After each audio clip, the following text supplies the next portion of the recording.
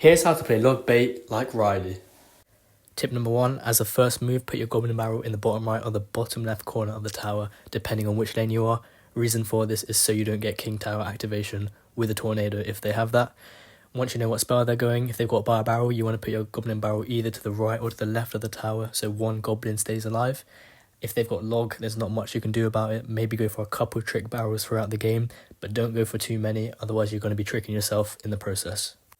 Tip number 2, you want to think of ways of how you can tank for your goblin barrel. One of the ways in which you can do this is use a knight to cross over the bridge, and as soon as he crosses over the bridge, you want to put your goblin barrel down. That way, the tower will be going for the knight, and the goblin barrel will be getting damage in the background. Tip number 3, in most scenarios, you want to be putting your princess on the opposite lane. Reason for this, you don't want to give your opponent too much spell value. But obviously in certain situations, you do want to go on the same lane and try and get that chip damage on the tower. You're going to get an easy 200 damage every time.